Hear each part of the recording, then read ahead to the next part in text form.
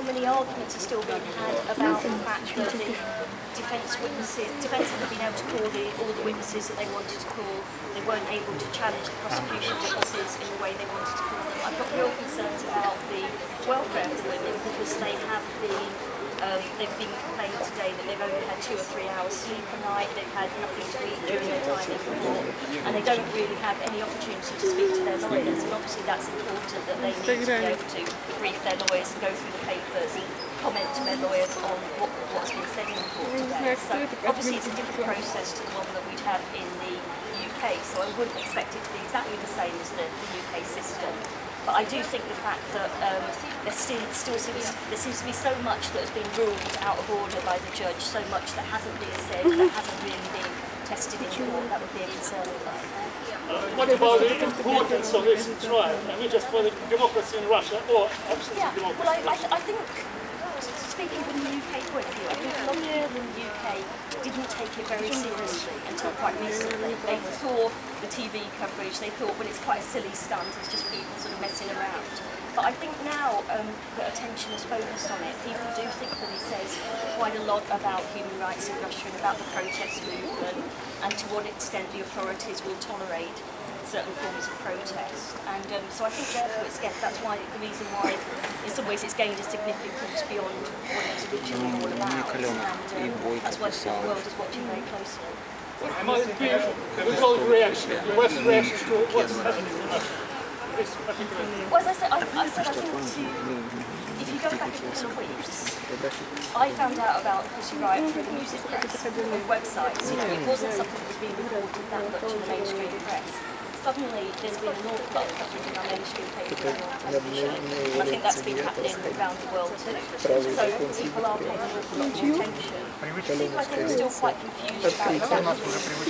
There's been some quite complicated arguments about arcane laws. That, church laws go back to the 10th century. So I think people are quite confused about that.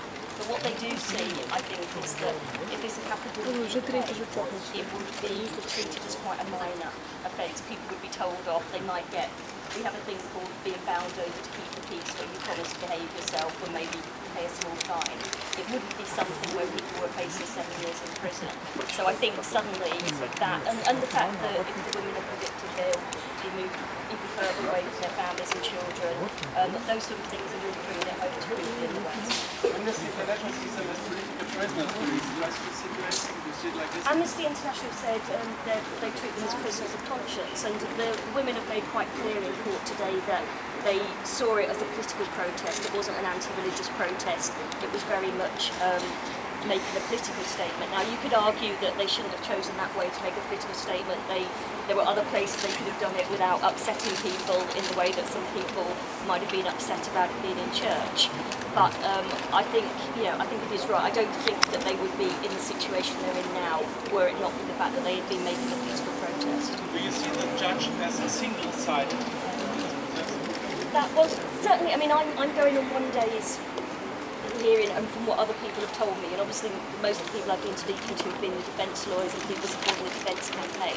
But it does seem strange to me that, from the transcripts I've read, from the accounts I've heard, it does seem strange to me that the defence have only been able to, I think they've called 2 character witnesses and that's it so far. They made another plea today to be able to call their witnesses and they can't do that. And the fact that they weren't really allowed to question the prosecution experts or bring them back for questioning again. So it does. I'd be surprised if the judge reaches a not guilty verdict, put it that way. What do you think it's outrageous? I hope that has some bearing on the outcome. And what do you think about what girls did in the church? They have promised. Well, I've heard different things. I've not actually been to visit the church yet. I'd quite like to get the chance to visit it tomorrow. But I think, obviously some people with religious sensibilities might be offended by that, but I don't think that they meant it to offend religious people. They saw it more as a performance space, they saw it as an art thing that they were doing, and they've said they saw it more as a stage than as an altar.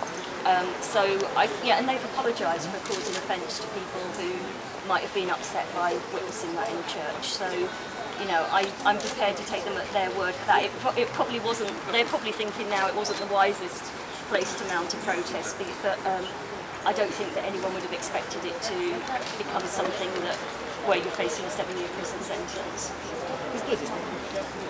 Okay. Thank you very much. Thank you.